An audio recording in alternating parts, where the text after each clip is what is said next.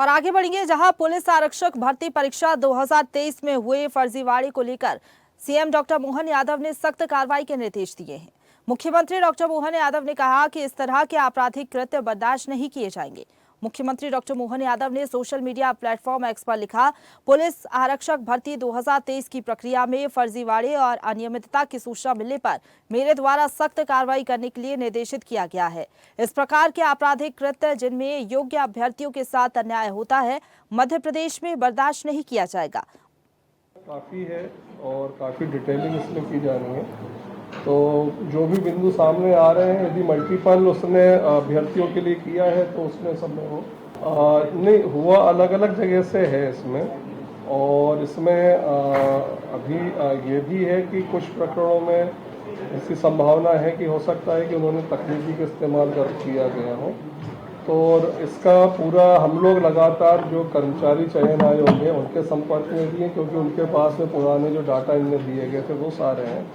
और जो आधार है, UIDAI है, इन लोग के साथ भी संपर्क में है कि उनसे हमको जहाँ जहाँ आवश्यकता जानकारी के रूप में या टेक्निकल नॉलेज के रूप में है, वो उनसे हम लोग कंटिन्यूसली कर रहे हैं। जो सारे 21-22 प्रकरण सामने आए हैं उसमें जो कार्य करने का तरीका है बड़ा सीधा था कि उन्होंने आधार कार्ड अपना आधार कार्ड उन्होंने गलत जानकारी देके वेंडर के सहयोग से या उसके इग्नोरेंस का लाभ लेते हुए उनके द्वारा चेंज कराया गया, उसको यूज़ किया गया। तो नेचुरली उसको यदि उस आधार कार्ड को लेकर किसी सेंटर में गया और उन्होंने उसको बायोमेट्रिक्स उसके चेक किए तो बायोमेट्रिक मैच कर जाएंगे और फिर वो दोबारा अपना बायोमेट्रिक वापस आधार कार्ड चेंज करा के आए तो उसमें किया गया है।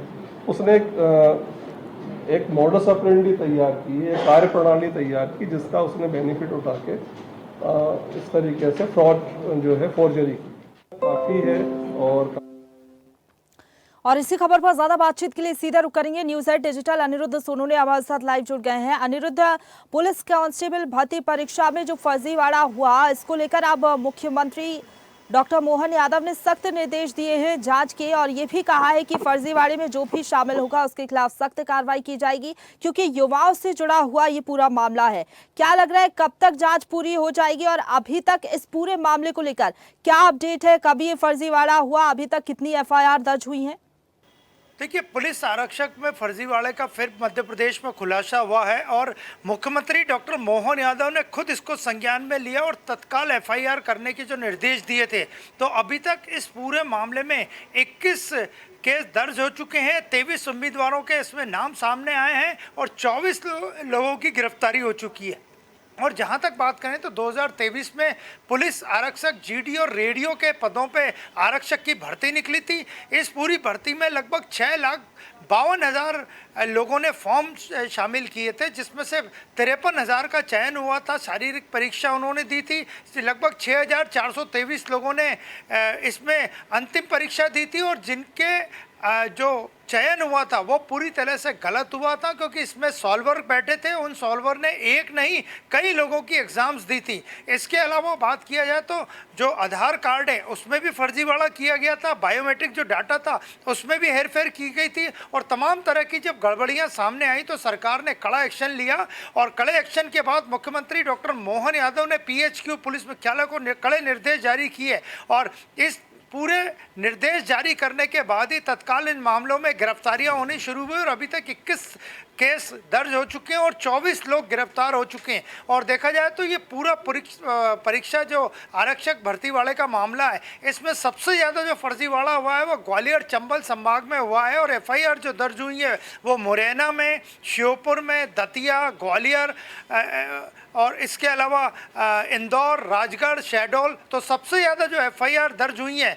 वो ग्वालियर चंबल संभाग में हुई और मुख्यमंत्री ने स्पष्ट कह दिया कि इस तरह की अनियमितताएं बर्दाश्त नहीं की जाएंगी। अब इस पूरे मामले की जांच पुलिस मुख्यालय द्वारा की जा रही है। IG law and order Anshuman Singh ने खुद इसकी पुष्टि कर दी है और आने वाले दिनों में जांच में साफ हो जाएगा कि ये कौन लोग थे जिन्होंने ये पुलिस आरक्षक भर्ती में फर्जीवाड़ा किया है। लेकिन जो प्रारंभिक जाँच है और मुख्यमंत्री के सख्ती के बाद यह जाँच भी पूरी तरह से कड़ाई से चल रही है, उसमें सामने आया है कि कर्मचारी चयन आयोग मंडल के कुछ अधिकारी और कर्मचारी इसमें मिले हुए थे, उन्होंने ये पूरा फर्जीवाड़ा किया है और आने वाले समय में जल्द से जल्द जांच में सामने आ जाएगा कि वो कौन लोग थे जिन्होंने सरकार की छवि खराब की और परीक्षार्थियों की भी टाइम से लेके फीस आदि बर्बाद की और इस पूरे फर्जीवाड़े को अंजाम दिया।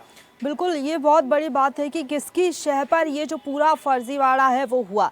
जिस तरीके से आप बता रहे हैं अनिरुद्ध, इस भर्ती परीक्षा से जुड़े हुए जितने भी कर्मचारी हैं, अधिकारी हैं, वो भी जांच के दायरे में आएंगे।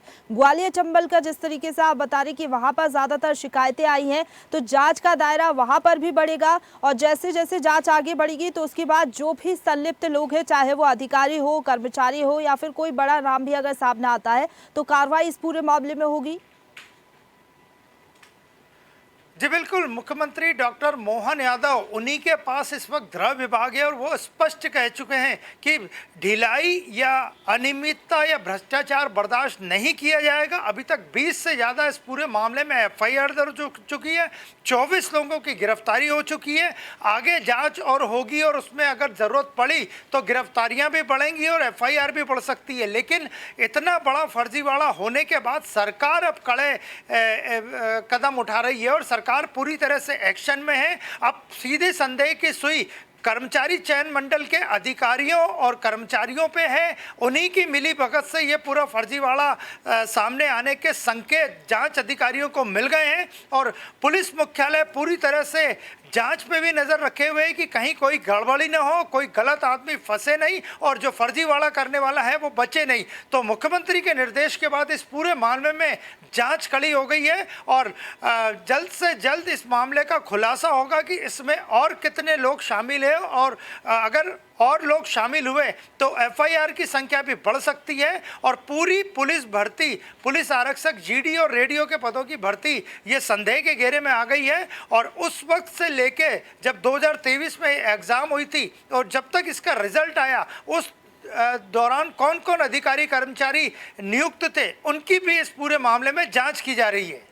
बिल्कुल, और जो योग्य अभ्यर्थी हैं उनके साथ कोई भी अन्याय नहीं होगा, ये सरकार का साफ तौर पर कहना है। मुख्यमंत्री ने खुद संज्ञान लिया और जांच के निर्देश दिए गए हैं। जांच होगी, उसके बाद कार्रवाई होगी निश्चित तौर पर जो भी इस पूरे फर्जीवाड़े में संलिप्त है। फिलहाल बहुत धन्यवाद आपका हमारे साथ जुड़ने के लिए और अपडेट हम तक पहुँचाने के लिए अनिरुद्ध। ताज़ा खबरों के लिए लाइक, फॉलो और YouTube पर सब्सक्राइब कर बेल आइकन दबाएं। साथ ही ताज़ा अपडेट्स के लिए swedeshlive.com पर विजिट करें।